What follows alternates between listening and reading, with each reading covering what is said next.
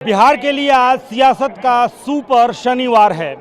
एक तरफ जहां देश के गृह मंत्री अमित शाह बिहार के दौरे पर हैं, 2 जनसभाएं करेंगे, एक चंपारण में वाल्मीकि नगर जो लोकसभा क्षेत्र है वहां के लौरिया में, और उसके बाद से वो राजधानी पटना में पहुंचेंगे जहां किसान समागम को संबोधित करेंगे।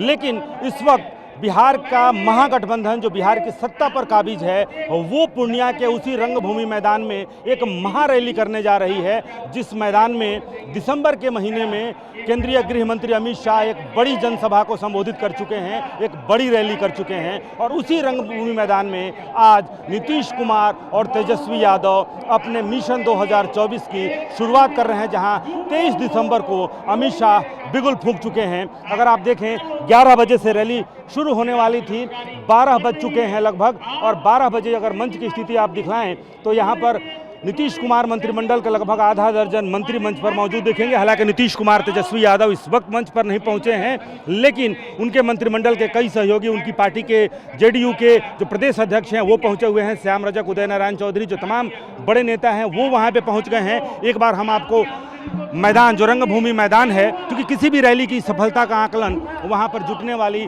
भीड़ से लगाई जाती है, लिहाजा अगर आप भीड़ को यहाँ पर देखें तो बहुत उत्साहजनक, बहुत उत्साहवर्धक नहीं कही जा सकती है।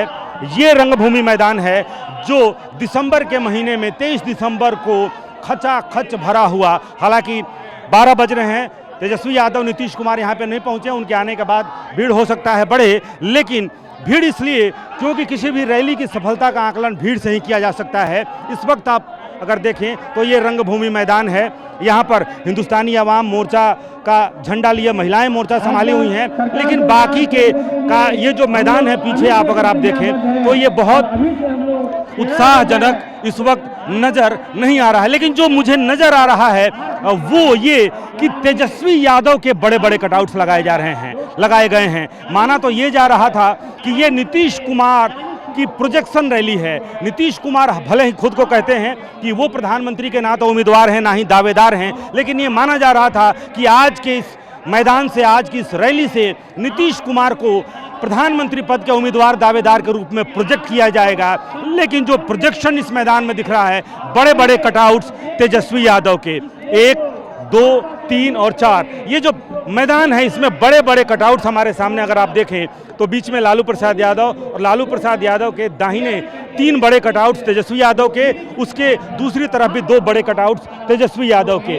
तो तेजस्वी यादव, हालांकि उनकी पार्टी जिस तरीके से रैली के पहले ही ये कहा जा रहा है, 4 विधायक मांग कर चुके हैं कि नीतीश कुमार गद्दी छोड़े और इनकी ताजपोशी हो। होली के बाद नीतीश कुमार खुद तेजस्वी यादव की ताजपोशी करने वाले हैं। ये बात राजद के विधायक ही कर रहे हैं, और आज इसी संदर्भ में यहाँ पर जो रैली है और इस रैली के इस मैदान में जो नज़ारा है, हालांकि भीड़ धीरे धीरे बढ़ती हुई यहाँ पर नज़र आ रही है। अपनी अपनी पार्टी के नेताओं के समर्थन में नारे भी लग रहे हैं, लेकिन दूसरी तरफ अगर आप देखें ये जो मंच है, मंच के ठीक सामने का जो इलाका है वो लगभग इस वक्त बहुत उत्साहजनक नहीं कहा जाएगा लिहाज से, महागठबंधन के लिहाज से। लेकिन आज गृह मंत्री भी यहाँ पर हैं। पिछले लगभग 6 महीने में तीसरा दौरा है अमित शाह का बिहार का, लिहाजा समझा जा सकता है कि कितना महत्वपूर्ण है भारतीय जनता पार्टी के लिए भी बिहार कितना महत्वपूर्ण है। जब जेडीयू के साथ उनका गठबंधन था तब 40 में से 39 आउट ऑफ 39 सीटों पर कब्जा था एनडीए का, लेकिन आज स्थितियां बदली हुई हैं। आज जेडीयू उनके साथ नहीं है, बीजेपी जो कि 17 सीटों पर 100% उनका स्ट्राइक रेट, 17 सीटों पर चुनाव लड़े थे और 17 सीटें उनके पास। जेडीयू 16 सीटों पर चुनाव लड़ी थी, 17 सीटों पर जेडीयू चुनाव लड़ी थी, 16 सीट पर जेडीयू का इस वक्त कब्जा है।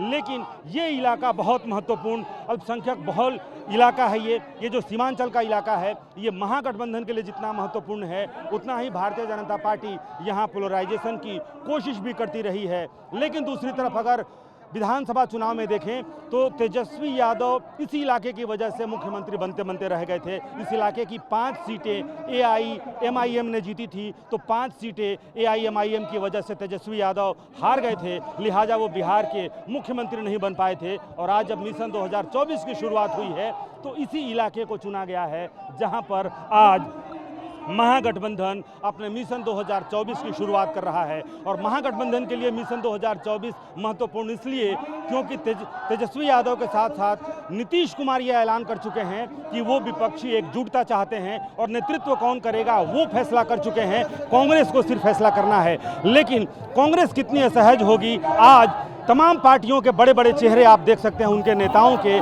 सिवाय राहुल गांधी के। अलबत्ता सोनिया गांधी और मल्लिकार्जुन खड़गे के छोटा ही सही उनका चेहरा यहाँ पर मौजूदगी जरूर दर्ज कर रहा है, लेकिन जो बात आश्चर्यजनक लग रही है वो ये कि ये रैली महागठबंधन की है, लेकिन महागठबंधन में कांग्रेस भी शामिल है, लेकिन राहुल गांधी से परहेज क्यों? राहुल गांधी का चेहरा तमाम जो तोरण द्वार बनाए गए हैं, तमाम जो कटआउट्स लगाए गए हैं या फिर जितने बैनर पोस्टर लगाए गए हैं, उनमें से आश्चर्यजनक रूप से राहुल गांधी का चेहरा गायब है। क्या अब से ही नीतीश कुमार राहुल गांधी को अपने बरक्स खड़ा हुआ अपना प्रतिद्वंदी मानते हैं? लिहाजा इस महागठबंधन की रैली में नीतीश कुमार हैं, तेजस्वी यादव हैं, लालू प्रसाद यादव हैं, जीतन राम मांझी हैं, सोनिया गांधी, मल्लिकार्जुन खड़गे भी हैं, लेकिन अगर कोई नहीं है तो राहुल गांधी। और जिस मंच से नीतीश कुमार को प्रधानमंत्री या विपक्ष के चेहरा घोषित करने की कोशिश होगी, उस मंच पर कांग्रेस भी मौजूद रहेगा। अब कांग्रेस कितनी असहज होगी उस मंच पर जिस मंच से नीतीश कुमार को प्रधानमंत्री पद का उम्मीदवार या दावेदार प्रोजेक्ट किए जाने की कोशिश हो रही है। कैमरामैन कुणाल के साथ रुपेश कुमार, TV9।